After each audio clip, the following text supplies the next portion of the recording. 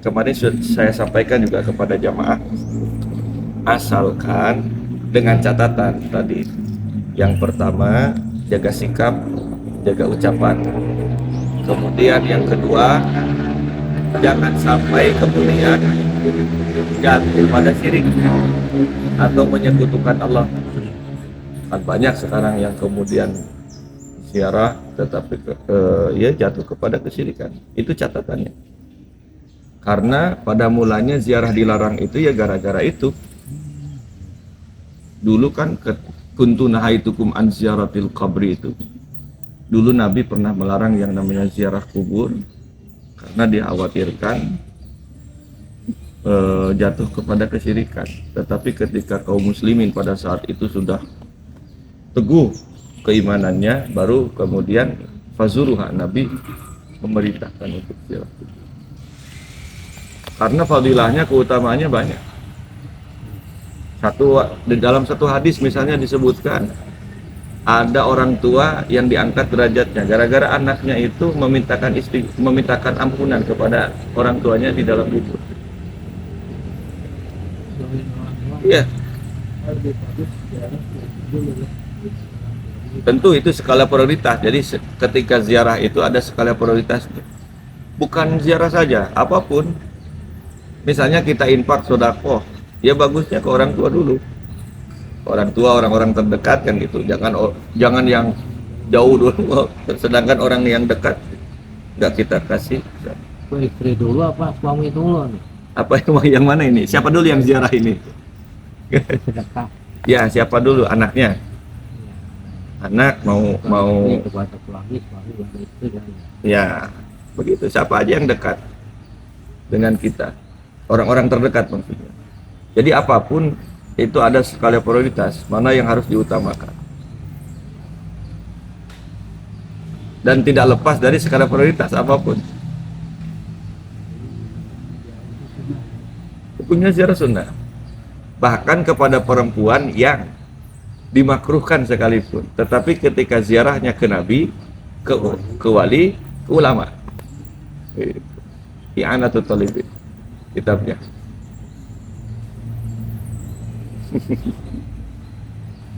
Kalau ngaji di sini tiap hari apa? Saya hari Sabtu Pagi. 1,5 jam ngajinya. Namanya Remako, remaja kolot. Saya boleh panggil.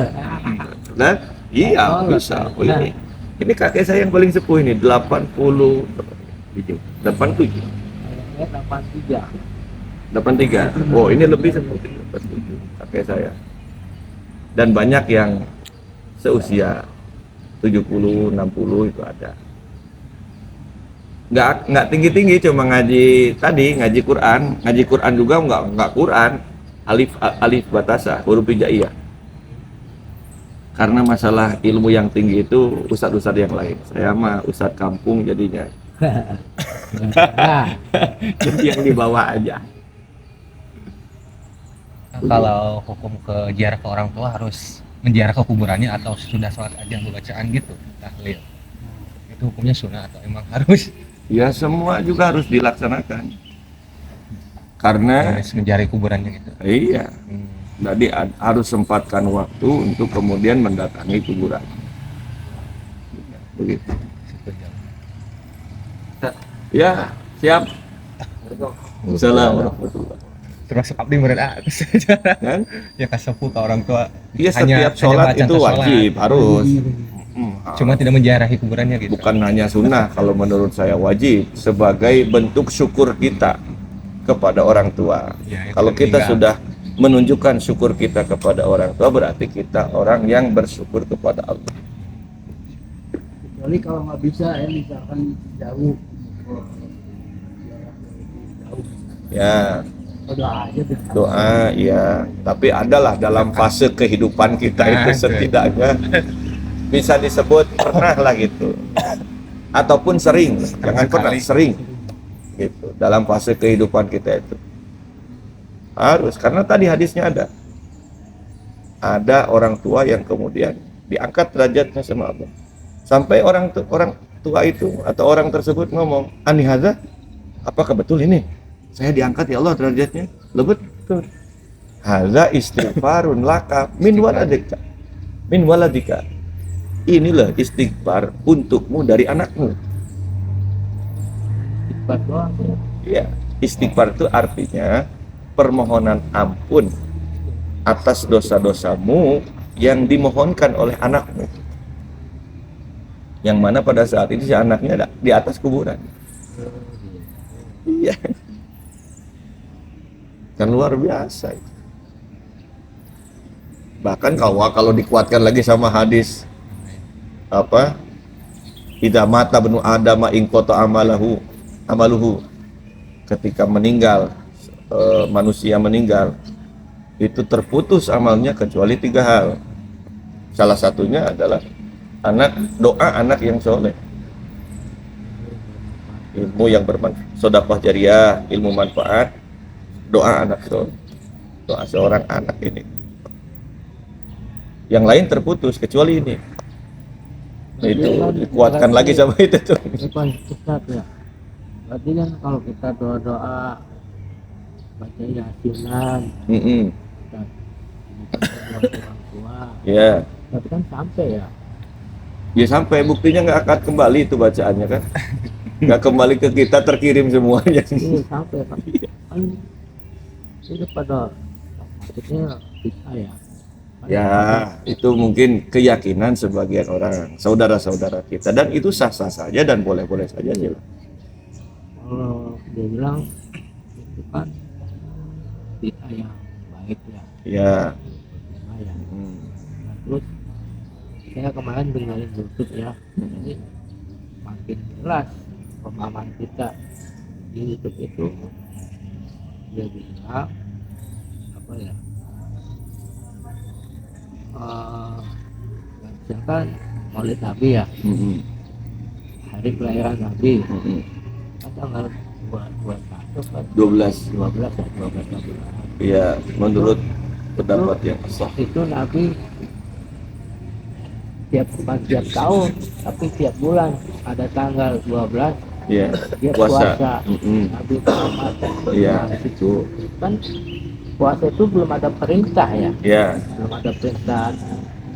Nabi juga puasa nggak ada perintah kan, tapi itu dilakukan oleh Nabi. Itu sumber saya kenapa bid'ah sekarang itu bukan bid'ah, emang sudah diajarkan Nabi. Terus yang kedua Bilal tanya ya, Iya, betul. kita ya, kamu udah di lapak kaki lu sudah terdengar Iya. juga, emang apa sih amalannya? Saya mah yakin Nabi nggak usah nanya gitu, gua udah tahu. Kan dia bisa melihat pandangan jelas, Kasaf, iya namanya. belakang dengan jelas kan. Cuma tanya sama dijawab sama Bilal, ya aku mengamalkan apa namanya, bersuci. menjaga suci. Iya. Jadi batal wudhu. Ya, dawamul wudhu tadi. Batal wudhu terus langsung ke sholat. Ya kan? Itu kan belum ada ajaran Nabi, Iya. belum ada perintah Iya. Nabi segala macam. Dia melakukan sendiri. Dibolehin, dibenarkan. Nah berarti juga kalau sekarang ini ada bid'ah oleh Nabi, kan katanya bilang nggak Iya. bid'ah. Itu nggak bukan bid'ah, saya bilang emang Nabi ini sudah Iya. ajarin. Terus keduanya pada saat sholat, tapi selesai sholat tanya pada siapa yang tadi bersin, tuh jawab dulu panjang kan. Biasanya gimana kalau bersin? Alhamdulillah ya, dijawab apa ya, tanggung ya. Ini panjang tuh. Itu kan belum ada perintah juga. Tuh malaikat berebut ini mencatat amal kebaikan. Iya, betul. Ya kan, sampai Allah apa setuju. Itu kan berarti buat pemahaman kita lagi nih. Iya. Semua apa yang dicontohkan Allah Nabi itu buat contoh kita sebetulnya Pak ya. Betul nggak Pak Ustaz? Iya, betul. Seringkali ya, saya sebutkan bahasa seringkali, Nabi itu dia tidak melarang amalan-amalan kebaikan yang dilakukan oleh sahabat-sahabatnya meskipun belum datang yang namanya perintah. Itu sering. Seperti tadi kasusnya Bilal dan banyak Mu'adz bin Jabal dan semacamnya banyak. Sekian banyak contoh. Iya. Dan itu bisa atau cukup dijadikan pegangan bagi kita. Iya. Sejauh itu baik Berarti niatnya. ada orang-orang jahat ya. Iya. Karena ya. Iya. Bukan jahat sebetulnya, ya beda pemahaman aja. Beda Dan paham. itu biasa saja gitu loh. Boleh ya. Dan boleh-boleh saja dan memang harus seperti itu. Kalau sama itu nggak indah dunia ini, Pak. Oh iya, saya jadi ingat ada 3 doa. Ada 3 doa. Iya. Makanya Pak Ustadz Iya. bukan ngajarin. Iya, Mumpung saya kan masih belajar. iya. Ada 3 doa yang dikabulkan Allah. Nabi berdoa, ya Allah, jangan umatku mati karena kelaparan. Mm, Ya Allah, jangan umatku mati karena tenggelam. mm, Terus yang ketiga, ya Allah, jangan umatku mati karena peperangan. mm. Perbedaan pendapat Iya. kematian itu nggak dikabulkan sama Allah. Jadi emang benar dunia ini penuh dengan ribut. Iya. Memang harus seperti ini, Pak. Iya. Kita tadi bilang indahnya. Indah. Hanya yang menjadi semangat kita ataupun apa pondasi yang jangan sampai hilang itu adalah kerukunan di tengah-tengah kita. Rukun itu kan bukan berarti sama. Dalam rumah tangga itu kan rukun itu pun tidak harus sama. Ada suami, ada istri, laki-laki, perempuan. Dalam masyarakat harus rukun bukan berarti harus sama. Dalam masyarakat beragama, bernegara tidak mesti harus sama. Yang namanya orang rukun itu. Ya, berarti kan itu sejalan dengan dulu ya katanya Allah mau menjadikan manusia. Malaikat protes lah bahasa kita ya. Ya. Ya Allah, kau akan jadikan manusia Ya. akan muncul peperangan, Mm-mm. terus berkelahi, Ya. berbuat apa. Sementara aku di sini malaikat bersujud, memuji-muji Allah gitu ya. Iya. Itu kan berarti emang sejak awal manusia itu akan berkelahi terus ya, berebut apa aja ya. Iya. Maksud saya gini lah. Di antara sekian banyak manusia kan ternyata pada faktanya itu banyak manusia-manusia yang beribadah, tetap beribadah sama Allah. Coba bisa dibayangkan di misalnya di Jakarta yang ramai seperti itu, ada nggak orang yang tetap beribadah sama Allah? Ada, tetap banyak. Bahkan lembaga-lembaga, saya juga kan ada di lembaga Al-Quran, tempatnya di Jakarta. Di tengah keramaian seperti itu loh masih ada Kan orang. apa yang menjadi keputusan Allah Ya. terus nggak akan berubah ya. Iya, makanya ini a'lamu mala ta'lamu kata Allah. Sesungguhnya aku itu lebih mengetahui apa yang kau tak ketahui. Dan itu menjadi nilai plusnya ketika seorang manusia itu, maksud saya gini, ketika seorang manusia itu taat sama Allah kan, itu lebih baik daripada malaikat yang taat sama Allah. Iya. Karena apa? Karena taatnya manusia itu kan lebih susah daripada taatnya malaikat. Sujud ya. Misalnya gini, Pak. Bapak misalnya ikut lomba makan kerupuk. Nggak bisa. Maksudnya tuh pesertanya cuma satu, Bapak doang. Sedangkan satu orang lagi misalnya Bapak ikut lomba makan kerupuk. Pesertanya ada 3.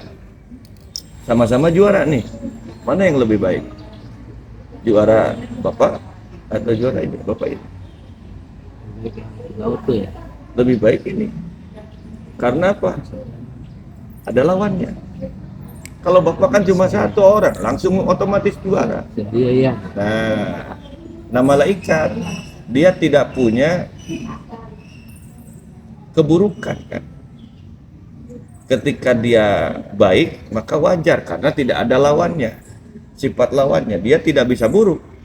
Tetapi beda dengan manusia. Ketika dia baik, kebaikan yang dilakukan itu karena mengalahkan keburukan dalam dirinya. kita bisa tetap bersujud sama Allah, kita tetap bisa beribadah sama Allah, itu luar biasa. Di tengah-tengah banyak godaan-godaan yang ada. Kalau malaikat wajar karena godaan, nggak ada godaannya.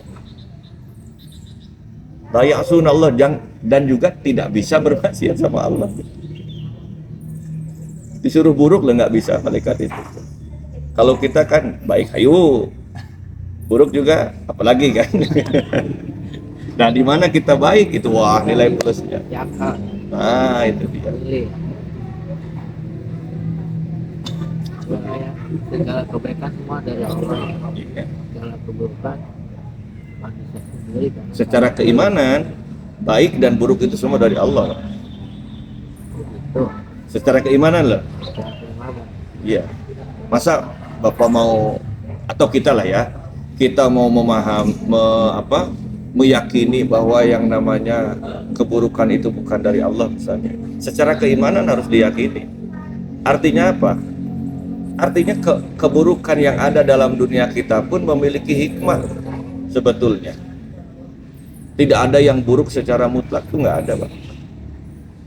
Saya sering gambarkan misalnya, kalau ada kita dikaruniai anak yang buruk misalnya, yang apa bahasanya, yang tidak berbakti sama kita ataupun ya buruk perangainya lah. Apakah itu dari Allah? Tentu kan, dari Allah kan. Anak yang baik ya dari Allah, anak yang buruk ya dari Allah. Orang tua mendidiknya salah. Iya, salah satu penyebabnya kan bisa jadi itu. Tetapi adapun itu dari Allah, iya, semua itu kan ketentuan Allah. Seperti tadi kan, baik dan buruk itu semua ketentuan dari Allah. Tetapi pasti ada hikmah itu semua. Ketika secara keimanan kita meyakini itu, bahwa keburukan pun dari Allah, pasti ada hikmahnya. Makanya sering saya gambarkan, ketika kemudian kita diberikan anak yang toleh, ya bukan soleh ini, toleh itu berarti anak yang buruk perangainya. Banyak orang gara-gara punya anak yang buruk perangainya itu jadi dekat sama ulama, jadi rajin ibadah. Iya enggak? Saya belum. Mohon enggak. Sebab gini, Ustaz, sekarang mengkaji juga ya. Iya. Namanya.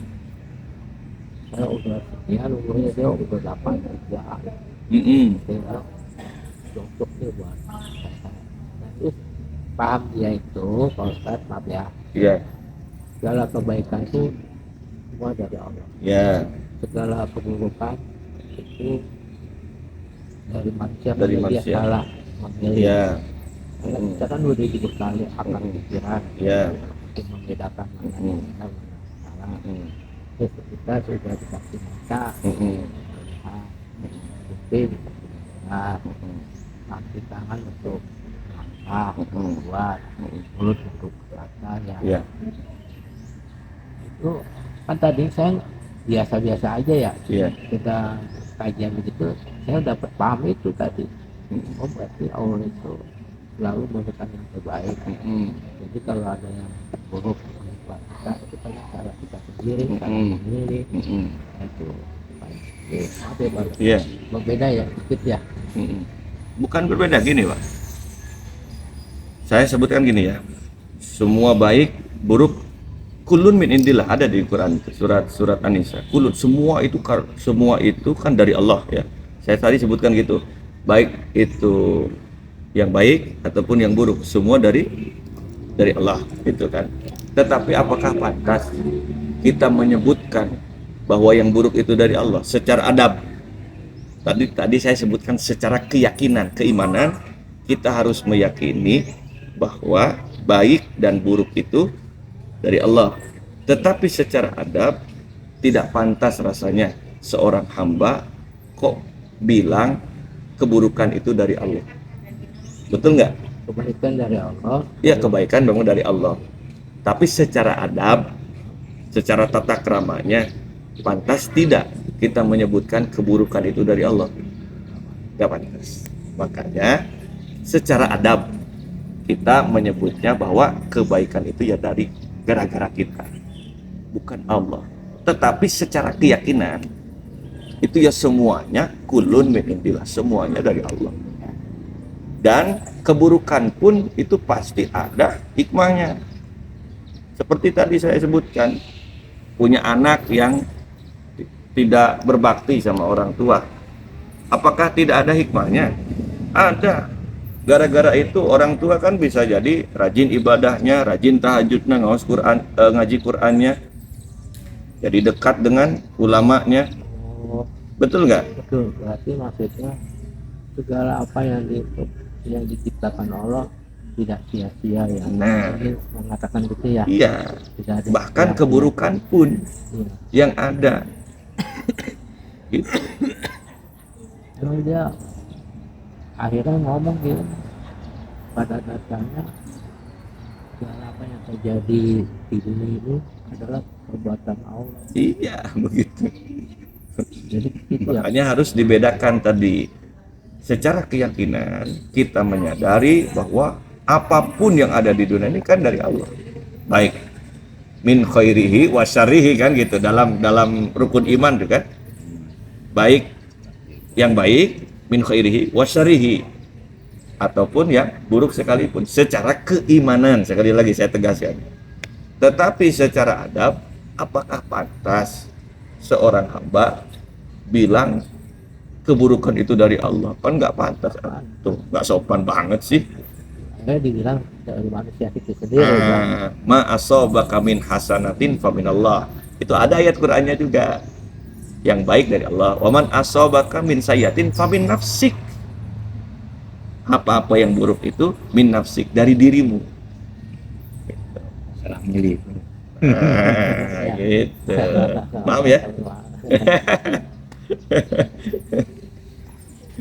Makanya harus dituduh.